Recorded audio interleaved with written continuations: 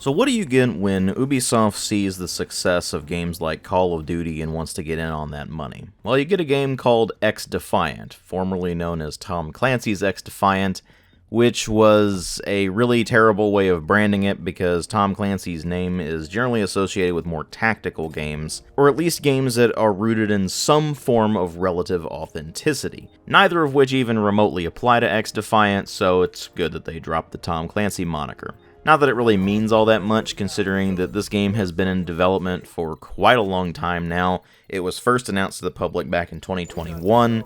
There have been several closed betas, closed alphas, that sort of thing. And finally, the game has released in full as of May 21st of this year. Now, the really funny thing about XDefiant is I have seen so many people saying that this is gonna be the Call of Duty killer. Like we haven't seen dozens of supposed Call of Duty killers over the past couple of decades, none of which actually succeeded. The simple fact of the matter that people don't seem to understand is that the only thing that is going to truly kill off these major AAA titles is those major AAA titles themselves. The only thing that's going to kill Call of Duty is Call of Duty. If it somehow manages to degrade its quality to such a level to where even the most diehard fans will not play it anymore, or something just goes catastrophically wrong with Activision, or I guess Microsoft at this point, to where they can just no longer keep the Call of Duty series up and running, those are the only things that are going to actually kill Call of Duty. It's not going to be some Ubisoft knockoff title, which is exactly what XDefiant is, showing up and just sweeping that existing Call of Duty player base out from under them. That's just not going to happen.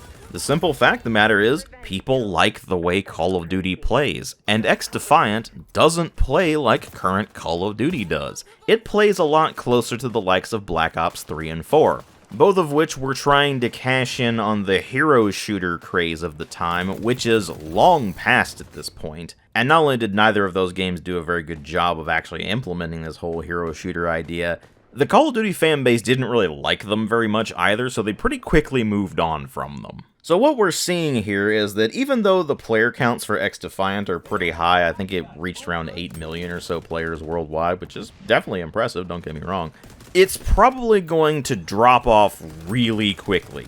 Because the main hype around the game is really just around its lack of skill-based matchmaking, at least in the regular game modes. I don't know about the competitive ranked modes because they haven't implemented those as of the point I'm recording this video. But at least in casual play, there is no skill-based matchmaking, meaning that high-level players get matched with low-level players all the time, and then they can just run circles around those low-level players and stomp them into the ground. Now, obviously, you're going to have pros and cons with that. Sometimes it's more fun for the higher-level players because they get to just run riot all over the other players and get those super high KD ratios and things like that. And for the low-level players who keep getting constantly matched with high-level players, it tends to be quite frustrating because they're getting dominated so much. And, of course, there's pretty much everything in between there. Proponents of this system will argue that Call of Duty used to be like this, but it never actually was. At least, not on console. On PC, we didn't have matchmaking up until the release of Modern Warfare 2 in 2009. We had community-run dedicated servers and a server browser, which means that that was our standard operating environment, and that's exactly how it was if you were playing Call of Duty on PC back then. On the console versions of Call of Duty, however, there has always been some form of skill-based matchmaking. In the earlier entries prior to Modern Warfare 3, it was a lot more subtle. It wasn't quite as heavy of an influence as Connection was. But from the original Modern Warfare 3 onwards, they started dialing up the skill-based matchmaking until eventually you get to the point with Modern Warfare 2019 where a lot of people were complaining about it because it made the game, air quotes, sweaty. So the reality of the situation is not what people seem to think there. It's not that they just introduced skill-based matchmaking very recently with the Call of Duty franchise and that it's ruined the experience. When the reality is that it's been around this whole time, and it's just with the last several entries of the series, they've overtuned it, and now instead of just constantly keeping track of your whole stat spread and seeing how you play over time, thus ensuring that you end up in the higher tiers of skills as appropriate. It'll just throw you into a match with higher level players because you happened to play really well in the last match. And don't get me wrong, that's definitely a problem and they need to fix it, and it's utterly baffling that they haven't fixed it yet. But the thing you need to understand is not having skill-based matchmaking versus having skill-based matchmaking is not automatically going to make a game better or worse. Because I guarantee you, the people who've been complaining about it since Modern Warfare 2019 probably didn't even notice it in the earlier games in the series if they even played those at all. And probably didn't even know what skill-based matchmaking was until they looked online and asked, why are my matches in Call of Duty so sweaty? And you run into these higher level players who know these concepts complaining about it, so then they just adopt the same stance. Because clearly, if higher level players and pros say it, that is the way to go. Spoiler alert, if you listen primarily to pros and high level players, well, they're certainly going to be some of the most dedicated fans of the game. They're certainly not the majority of the player base, and catering to them is going to result in decisions that will likely alienate the vast majority of players. Obviously, I'm not saying don't listen to that crowd, I'm saying take everything they say with a huge grain of salt, because they are going to inherently be extremely biased about this kind of thing. Now, I know I have rambled about this whole skill-based matchmaking thing for quite a while at this point, but I really need you to understand this is really the entirety of hype surrounding this game. You really don't see a whole lot of praise being directed at the things that really matter in multiplayer shooters. Things like gunplay, movement, map designs, what kinds of game modes are available, what kinds of character customization, loadout customization, that sort of thing are available. Not to mention whether there are any significant technical problems, whether there's any performance issues, what kind of netcode the game has. Very important things that will ultimately dictate what the experience of playing XDefiant is like, far more than what kind of algorithm the matchmaking uses. So what exactly are we dealing with there? Well, in terms of general performance, the game seems to run fine. I mean, to be fair, I'm running a Ryzen 950-900X, 64 gigs of RAM, and an RTX 3080 12GB model, so one would hope it would run well on that system, especially considering I game at 1080p. But I haven't really been seeing any other major reports of performance issues on any other systems as well, so generally speaking, it's decently optimized and it runs well.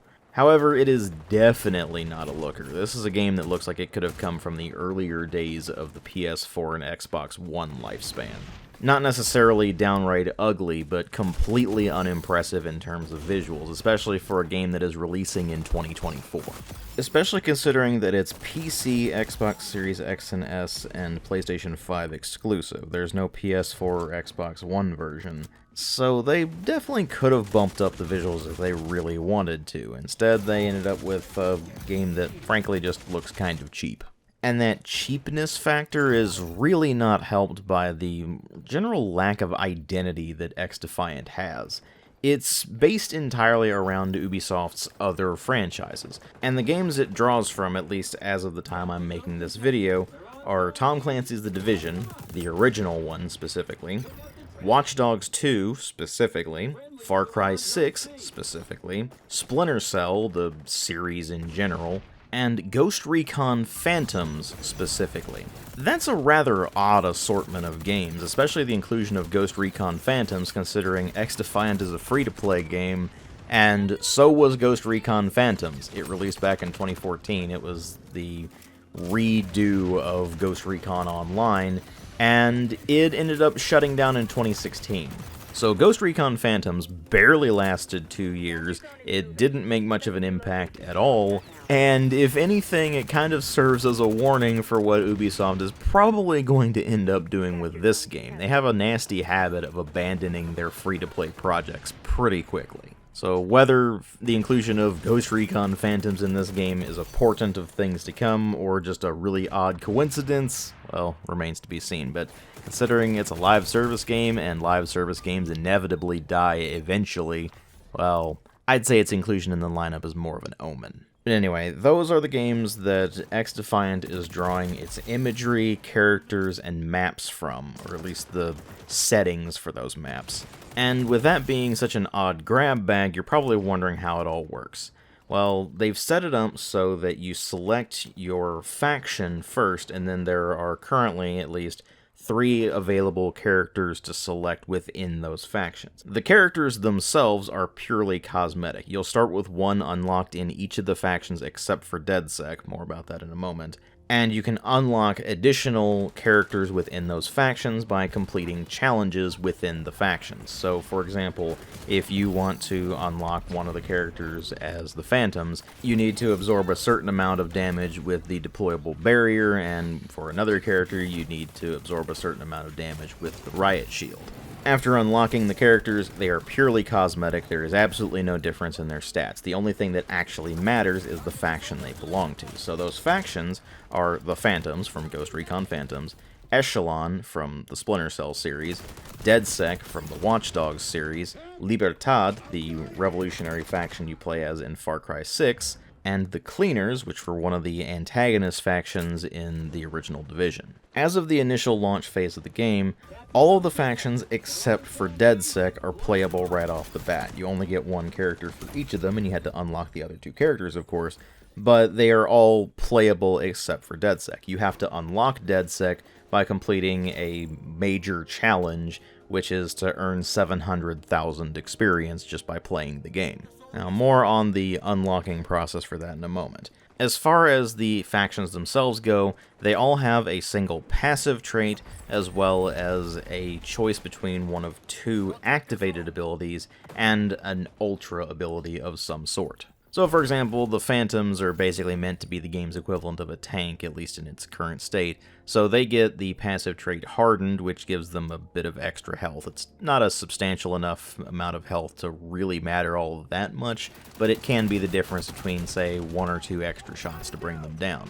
They also get a choice of the Mag Barrier activated ability, which deploys a basically energy shield on the ground that will block incoming fire but allow your team to be able to shoot through, or the Blitz Shield, which is basically a big heavy riot shield that you hold out in front of you and it will take a bunch of damage for you, and you can also use it to bash enemies. And their ultra ability is Aegis, which creates a dome shield around you and gives you a large electromagnetic weapon that you can just blast enemies with at a very short range, and it will just absolutely shred through them. But of course, the weakness there is that as well protected as you are from incoming fire on the shield, if somebody gets within your shield and is able to hit you, then, well, that can be a problem. When you go to select your faction, your character, and your loadout, you choose one of those 2 abilities. So, like with the Phantoms example, you would either select the Mag Barrier or the Blitz Shield. You can't have both at the same time. And then you hop into the match and you have a slow cooldown timer for your Ultra ability that, of course, as you continue to earn points and stuff, will go down a bit more quickly. And whenever you use your activated ability, it has a cooldown period after it expires. So you can't just be pretty much constantly using these special abilities like you can in, say, a proper hero shooter like Overwatch. Now, with the current spread of faction abilities, there's not really anything that's especially overpowered except the Echelon faction's Sonar Goggles Ultra, where they basically get wall hacks. They turn on these sonar goggles and every single enemy player becomes visible to them, and while the ability is active, they whip out an FN57, which the game seems to think is basically an insta-kill magnum pistol, which is about as far from the truth as you can get. But I'll talk more about the representations of the various weapons in a moment. Point is that this is about the only really overpowered ability that is available in XDefiant, and it's not that overpowered. It is, after all, still on a long cooldown timer, although it does feel like it's shorter for the Echelon characters than it is for all the other characters, so they could probably do with tweaking that. But it's not an especially difficult ability to counter, considering you can see where the sonar waves are pulsing from and determine where the player is that's using the sonar goggles ability. And as long as you're at a decent distance from that player, or there's some cover between you and them, it's not actually that difficult to win that gunfight. As for the rest of the abilities, well, since I'm already talking about Echelon, I might as well finish out their abilities. Their passive is that they don't appear on the opponent's minimap, and their active ability is a choice between either optical camouflage, which does not render them completely invisible and is remarkably easy to spot, at least if you know what you're looking for, with the other ability being periodic waves around the player in order to reveal enemies around them. Libertad's passive ability is that they constantly but slowly heal their allies standing nearby them, and their active ability is a choice between either dropping a healing station or sending out a wave that boosts health regeneration in a nearby radius around them. And their ultra is that they can drop a large healing boost that not only dramatically increases health regeneration, but it also actually increases the amount of health that allies in that area have temporarily. And then there are the Cleaners, whose passive ability is that they get incendiary ammunition that inflicts extra burn damage over time, although it does apparently decrease the effective range of their weapons, although I haven't really noticed that. And then their active abilities are that they can either just detonate a Molotov in an area around them, or they can send out an incinerator drone that just sets things on fire in a line. And then their ultra ability is a flamethrower. It's remarkably underwhelming, and out of all of the factions, the Cleaners are definitely the weakest. And then there's DedSec. Now, like I said before, I have not yet unlocked DedSec, but their passive ability is that whenever you deploy a device, so that's things like frag grenades or EMP grenades or something like that, they get a new one after a cooldown period, which basically turns their device and their loadout into an active ability rather than an actual piece of equipment that they use once and then that's done until they respawn. And their active abilities are a choice between hijacking deployed opponents' abilities, which is only a limited number of abilities anyway, so it has very limited use, or deploying a spider bot that will go to the nearest enemy and stun them for a while. And then their ultra is that they can prevent enemies from using abilities and ultra abilities in an area of effect. That's a pretty underwhelming ultra. In fact, all of the ultras except for the sonar goggles are pretty underwhelming. And since they take so long to charge up, more often than not, they're actually not all that useful, because by the time you're able to use them, the match is more or less already decided. It's not like in, say, Overwatch, where you're much more likely to engage your ultimate ability multiple times in any given round of a match, and those ultimate abilities can often make the difference between succeeding at a push towards the objective versus not succeeding. XDefiant's ultra abilities are really just a gimmick more than anything else. The activated abilities, on the other hand, are considerably more useful, and you will see them being deployed constantly throughout the match as a result. That said, the abilities are really only a small part of the game. Most of what you're going to be doing is just running around blasting enemies and playing the objective if you choose to play the objective at all. A lot of people just run around like headless chickens because, of course they do. This is a game styled after Call of Duty. That's what the Call of Duty crowd does. But anyway, as far as the FPS mechanics themselves go, it's very clearly based on Call of Duty. Pretty typical stuff there. 2 weapon limit, aim down sights, dedicated melee button, a button for your device, as they call it in this game, but it's your equipment. It's either going to be something like a frag grenade or a prox mine or an EMP grenade or something along those lines. Once you chuck that, then, unless you're playing as DedSec, then that's the only one you get for that particular life, and when you respawn, it will put a new one back in your inventory. And that's it, actually. It's just primary weapon, secondary weapon, and device. On the primary and secondary weapons, you will gradually level those weapons up and get attachments for them, although the rate at which you unlock attachments for them, the rate at which they level up, is very, very slow, which is definitely a deliberate choice for reasons that I will explain here in a moment. But anyway, you level up the weapons, you get attachments for them, those attachments affect how the weapon handles, and if you level up the weapon enough, then you eventually get to the mastery tiers. There's bronze, silver, and gold, and those give you bronze, silver, and gold skins for the weapons. As far as I can tell, all of the other skins that you might want to get are either located in the Ubisoft Connect thing, where you can get a single skin for the Chris Vector, or they're located in the in-game shop or in the Battle Pass, and most of them are going to be locked behind the paywall on the Battle Pass, because of course they are. Now, Ubisoft has said previously that all gameplay-affecting content is going to be unlockable just by playing the game, rather than being locked behind a paywall. And the way they've done that in this initial phase anyway, is that the MDR assault rifle is locked behind the battle pass, so just once you end up leveling up the battle pass enough times, they just give you the MDR. And all of the other weapons and devices other than the most bare bones ones that you start with are unlockable via challenges. So things like get X number of long shot kills with insert weapon type here, or get X number of point blank kills, or so on and so forth. Pretty easy stuff to do for the most part, meaning that you're probably going to have all of the weapons and devices unlocked pretty quickly. The actual faction characters take longer to unlock because their challenges just require more time investment. Things like blocking X amount of damage with the barrier, or healing X amount of damage with the El Remedio, which is the healing station, or things like that. In other words, just stuff that you would do playing the game normally anyway. This is all fine, and it does certainly work. It's just that absolutely none of the characters that you can unlock in any of the factions are characters that you might actually be interested in playing. So for example, there's no Sam Fisher to unlock in the Echelon faction. It's just 3 absolute nobodies, and that is the same for every single faction in the game. And when I say nobodies, I really do mean that. They're not characters actually from the games. They're just characters based very loosely on the games that they're representing.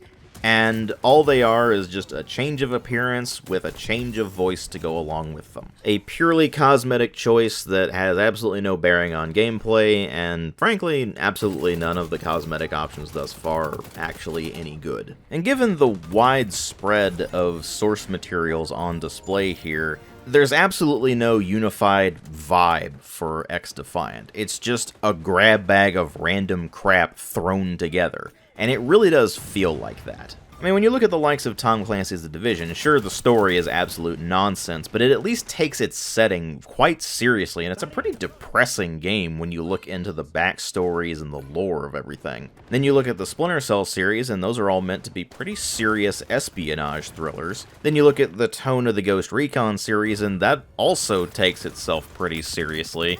And then there's Far Cry 6 and Watch Dogs 2, neither of which take themselves very seriously or very bright and colorful, and are often just utterly ridiculous in how they play out. It is a massive clash in tone with all of the Tom Clancy games, and yet they're all thrown together into this one grab bag, so there's absolutely no cohesion to this game whatsoever. I mean, don't get me wrong, you can definitely say the same about how Call of Duty Warzone in particular has just turned into their attempt at emulating Fortnite, but at the very least, when most of the more recent Call of Duty games launched, they took the subject matter pretty seriously, and there is a unified look and feel throughout the entirety of those games. It's only after they bring in all the microtransactions and the brand deals and such that that vision is shattered. XDefiant is like that right out of the gate, and it makes it abundantly clear why they picked these particular franchises. It's not that they all work well together, it's that those franchises are at least somewhat loosely based in real-world events and locations and weapons and gear and so on,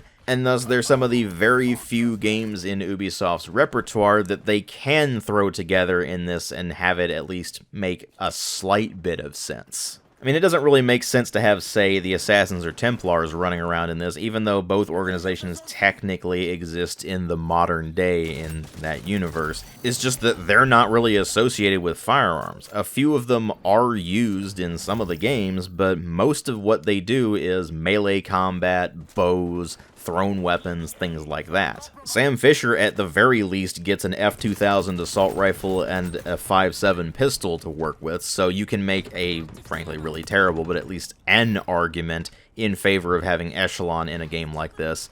But most of Ubisoft's other franchises, you really can't do that. You might be able to include some special events or theme some skins or something like that after those other games, but you're probably not going to be able to make a faction out of the likes of, say, Prince of Persia. So if Ubisoft is wanting this to be kind of a grab bag best of Ubisoft representation here, then it's going to be kind of tricky for them to do it in a way that makes sense, and I don't really have any confidence in their ability to pull that off. That said, I can certainly see them throwing in tons of themed cosmetics for the games that don't make any sense to include factions or characters of in this.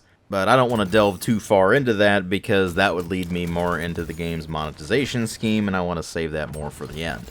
So to go off of this tangent and then go back to what I was originally talking about there, which was the weapons and the loadout system, what are we dealing with there? Well, there's a lot of very standard weapons here. You got your M4, your M16, your AK, your Desert Eagle, your 1911, your Magnum revolver. In this case, they refer to it as a 686, presumably because that weapon is sourced from Tom Clancy's The Division, where even though they didn't specifically say it was a Smith & Wesson 686, the revolvers you get in those games are referred to as 686s. And anyway, point is that the weapons on display here are nothing you haven't seen before. Pretty standard stuff for a wide variety of modern-day first-person shooters. They do throw in a couple of slight curveballs in the sense that the starting sniper rifle is a Mosin Nagant M44, which is the cut-down carbine variant, and instead of putting in a PU scope like you would expect on a proper Mosin Nagant sniper rifle,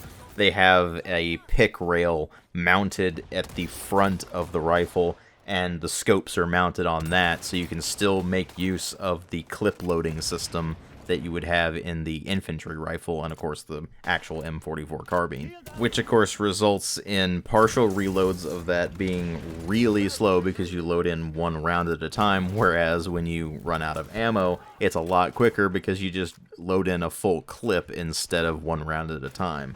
Definitely an odd quirk, and I do appreciate their attempt at shaking things up a bit.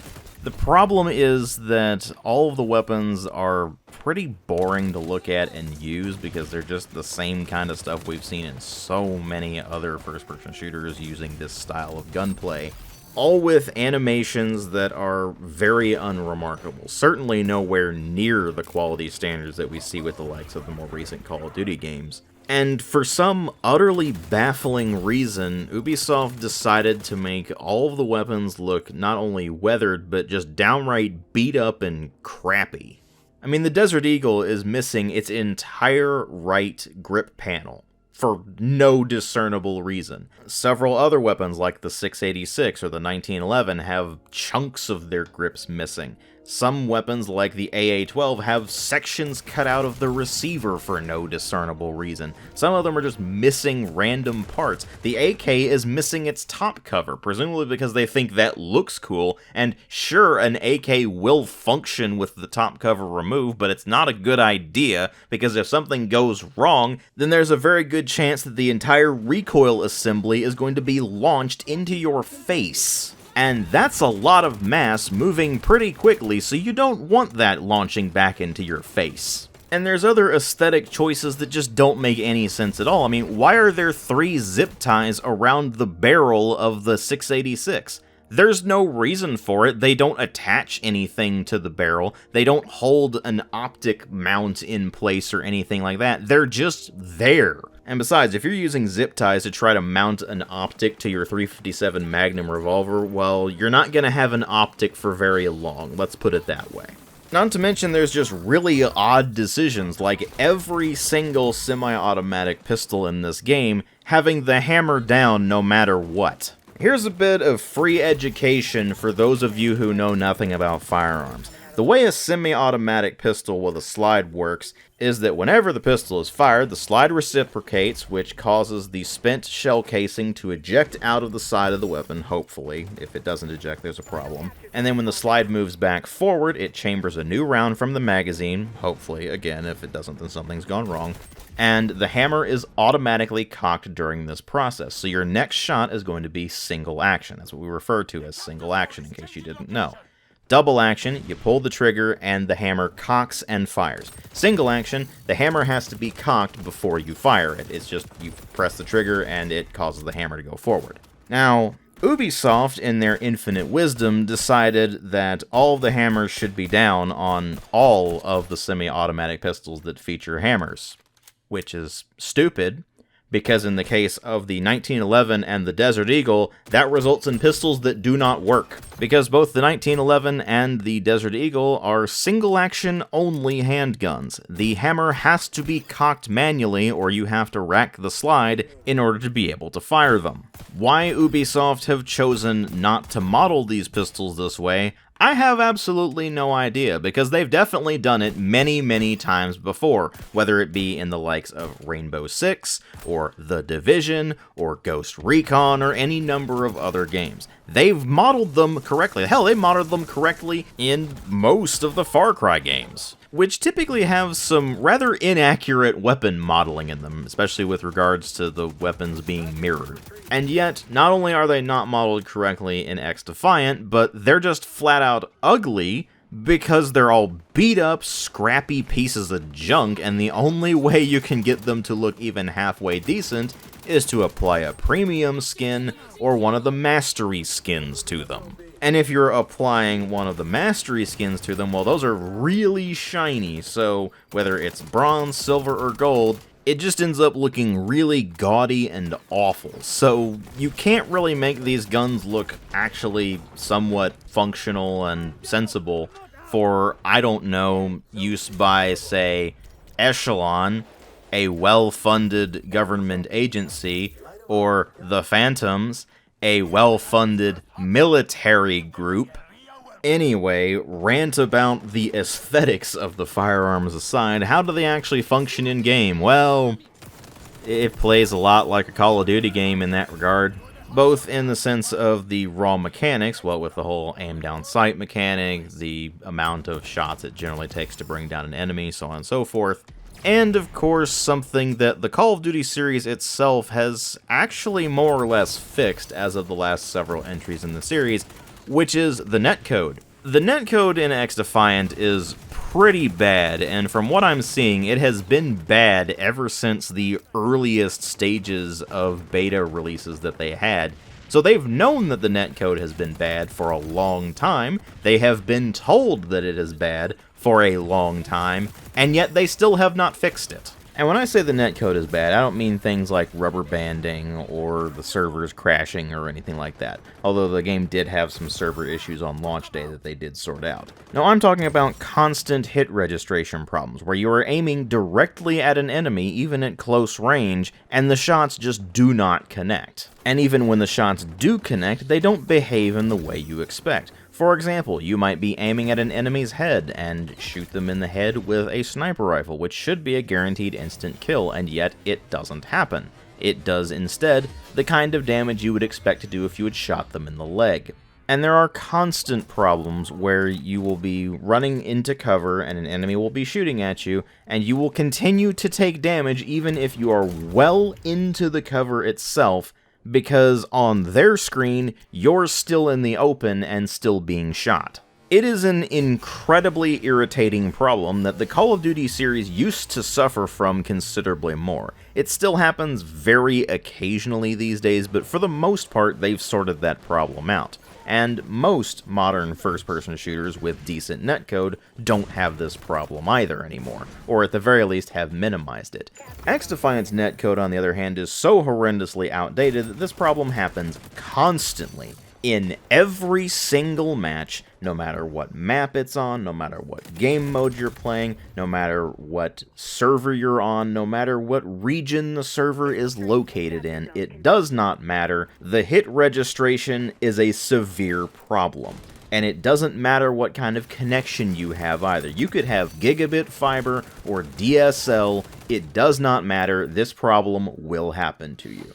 It is a problem specifically with the game's netcode and server infrastructure, and they need to fix it. They should have fixed it a long time ago, and yet, for some utterly baffling reason, they still haven't. Now, of course, after the launch of the game and the significant complaints that this netcode has generated, the developers have said that they're working on it, but who knows when they'll actually fix it, if they ever actually do fix it. So the real question there is whether the experience of XDefiant is worth waiting potentially months for them to fix this problem, or whether you'd just be better off playing just about anything else.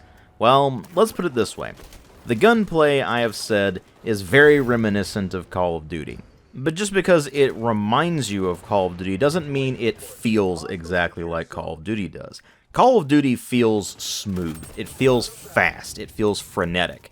XDefiant feels like a clumsy attempt at aping that. The time to kill is all over the place. I've said that the amount of shots it usually takes to bring down an enemy feels like Call of Duty, but I didn't specify which one it felt like. Because it feels like Black Ops 4, which has arguably the worst feeling gunplay in the entire franchise. They simply turned everybody into a bullet sponge in that game, and it just felt awful. XDefiant is in a weird space where it feels like that, but it's not entirely intentional. Because if you go into the firing range and you try to get consistent, repeatable results with your various weapons, you can get those repeatable results, and the time to kill is actually fairly reasonable for the most part. But then you actually go online, and all of that consistency gets thrown into a wood chipper. On the one hand, you have things like Libertad being able to throw down healing stations, or of course using their ultimate ability to deliberately turn their teammates into bullet sponges.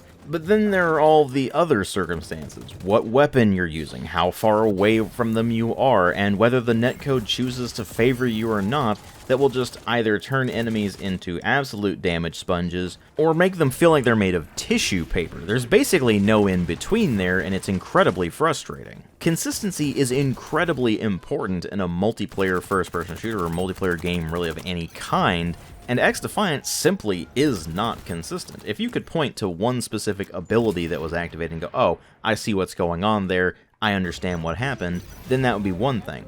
But when you go into a combat situation in XDefiant, it's a crapshoot. You can't necessarily clearly define what exactly was the problem when going up against an enemy. Now that situation will definitely improve if they fix the netcode, but again, that's if they fix the netcode. They say they're working on it, but it remains to be seen whether they'll actually fix it, or if they do fix it, how long it will take to do so. So let's play the optimist here and say they do manage to fix the netcode. So what are we dealing with then in terms of gunplay?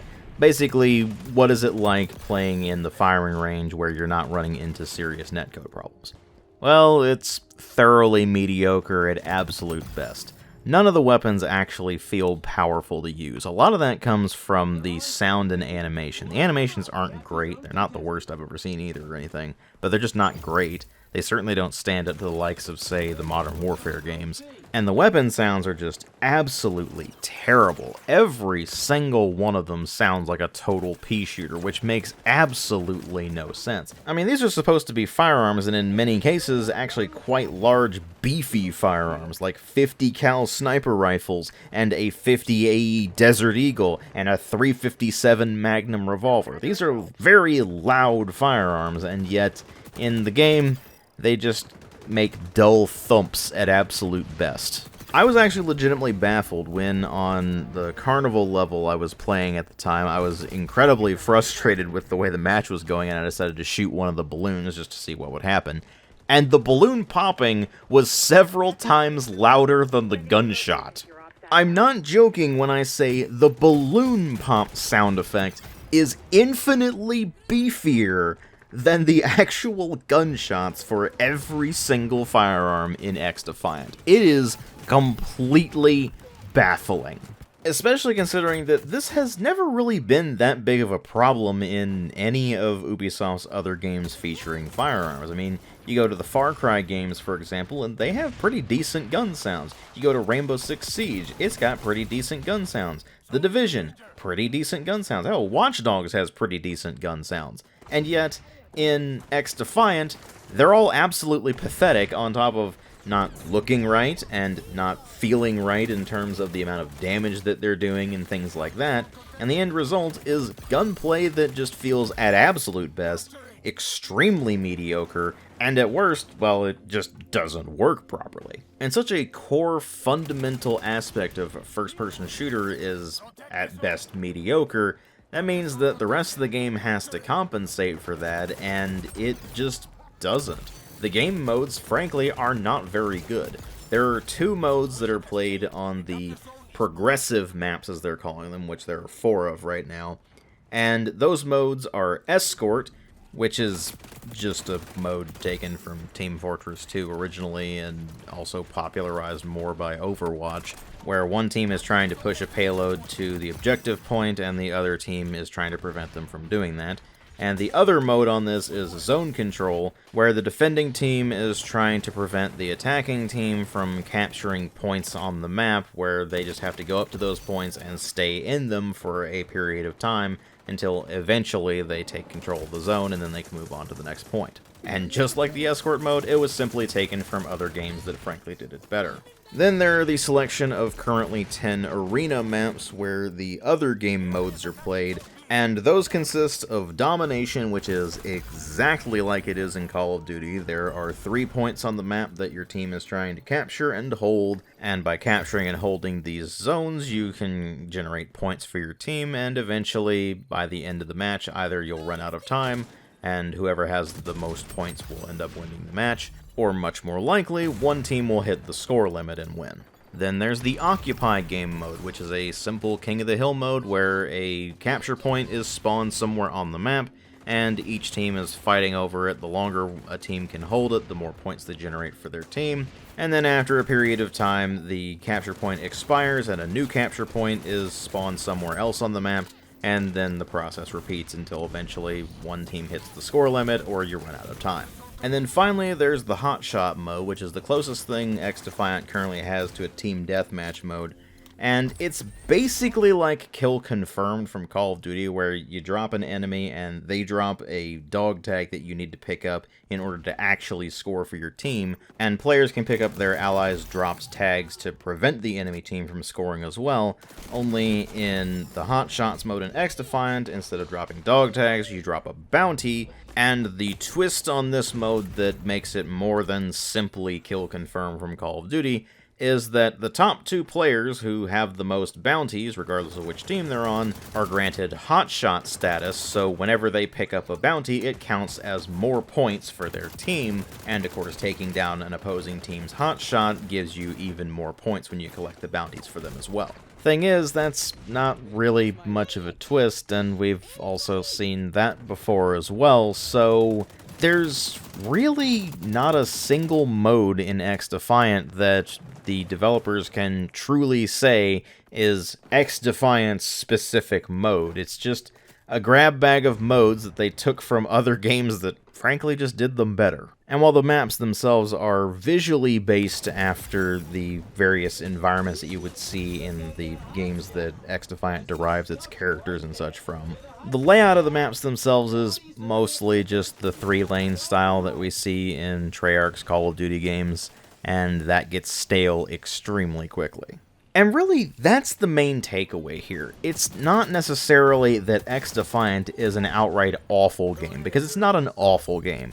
It's playable, you might be able to have some fun with it, but it's got some serious technical problems with the netcode specifically right now that need to be fixed, and even if they do manage to fix those issues, the game itself is still incredibly mediocre and just derivative of a huge variety of sources, all of which did the things XDefiant is trying to copy way better than XDefiant could ever hope to achieve. That means the only real selling points for XDefiant are, first, that it doesn't have skill-based matchmaking in the casual modes. It does in the Welcome playlist, which is incredibly funny to me, but anyway.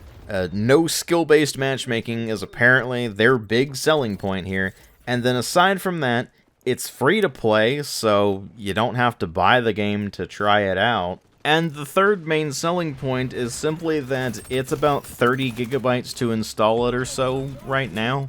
It'll probably go up over time, don't get me wrong, but right now it's around 30 or so gigabytes to install. And that is way less than Call of Duty is right now. I can't remember what Call of Duty is to install right now, but I know it's over 150 gigabytes. To be fair, you get a lot of content with Call of Duty now that's simply not there in XDefiant. But I'm definitely not going to argue that the installation size of the Call of Duty games has gotten utterly ridiculous, as have most AAA games at this point. So there is that, but that's not enough to carry the whole experience. At the end of the day, XDefiant, despite the branding saying it's a Ubisoft original, has absolutely nothing original about it. It just takes the things it does from other games and doesn't do them anywhere near as well as those other games did. And in doing that, XDefiant does not have an identity of its own. It looks, sounds, and plays like the developers thought throwing a bunch of things into a blender, slapping the puree switch, and then dumping out the goopy mess that creates onto a plate was sufficient. And then, when the waiter brings this sloppy mess out to you, you are presented with a long list of all of the various additional things that are available for purchase, in addition to your main slop meal: character skins, weapon skins, packs of skins with limited time offers to try to instill a fear of missing out on them. A starter pack so that you can skip the grind to unlock the DedSec faction and get a bunch of cosmetics and in-game currency to go along with it. Oh, by the way, all of these purchases must be made using their own specific currency, X coins, because that helps to obscure the actual amount of money that you're paying. By the way, it's 100 X coins to every US dollar, in case you're wondering, which is a pretty typical thing for these kinds of games. And as you should expect, the actual prices for things in the store in the X coins don't line up with any of the packs that they're selling, so you're going to have to go up to the next tier of the X coins pack, which means that you're going to have some X coins left over, and then you're going to have that sitting in your account for a while, and you're going to be like, well, I should probably spend this, because it makes no sense to have it sitting in my account. It's just sitting there, wasted money. And then you go to buy something else, only to find that the amount of X coins you have does not fit the price that the thing you're wanting to get is, so you have to end up going and buying more X coins, and so on and so forth. Oh, and on top of this, of course, there's the Battle Pass. Can't forget the Battle Pass. Gotta have even more fear of missing out, gotta have even more time-limited things, and even more grinding. And of course, that grind has to be just slow enough to be really annoying, whether it's grinding the Battle Pass or grinding the weapons especially, thus nudging the player towards buying experience point boosters, because of course this game has experience point boosters separated for weapons and for Battle Pass. And of course the booster time even includes when you're in the menus, and the boosters can only be activated while you're in a lobby, which can be an issue if you're trying to maximize the amount of time on your booster, because you'll jump into the matchmaking, and instead of actually being dumped into a lobby where you're waiting for the match to begin, it'll dump you directly into a match, and you can't activate the booster while waiting on it. Thus the dilemma of hoping that you get into a lobby instead of just get thrown directly into a match, or activating the booster early and just wasting some of the time on it. It may not be an intentional design choice on Ubisoft's part, but it definitely adds a bit of extra frustration on top of the existing frustrations of the grind and the incentivization of boosters. Because remember, live service games are not actually about being good games, they are about siphoning as much money out of a captive player base as possible. The thing is, I don't really think that there's going to be that captive audience for XDefiant for very long. There might be people who play it for a couple of months, but it's not going to have the kind of longevity that the likes of, say, Fortnite or Call of Duty or even something like Halo Infinite is going to have. Because the simple fact of the matter is that this is a really sloppy, really mediocre game, and you just have far better options out there if, for whatever baffling reason, you want to just invest your time and money into a live service game. And with Ubisoft's track record of shutting down games like this rather early because they don't quite meet their incredibly high sales expectations, I really don't think XDefiant is going to stick around for very long. I could be proven wrong on that, don't get me wrong. It'd certainly be interesting to be proven wrong on that. But I've seen a fair few live service games come and go over the years, and a lot of those had far more interesting premises and far better gameplay loops than XDefiant has. So I guess we'll see what happens there, but as for whether or not you should give XDefiant a try, I mean, only you can ultimately make that decision. It is a free-to-play game, so the only thing you're really wasting by giving it a try is your time, bandwidth, and the storage space on whatever drive you're using. But frankly, I think you're better off just playing pretty much anything else, especially if the other thing that you're choosing to play is not a live service game. Thank you all very much for watching, and if you like my videos, please consider supporting the channel on Patreon. If you can't afford to or don't want to, that's fine, I understand, but the option's there if you're interested, and every bit really helps out. Thanks again for watching, and I'll see you all in later videos.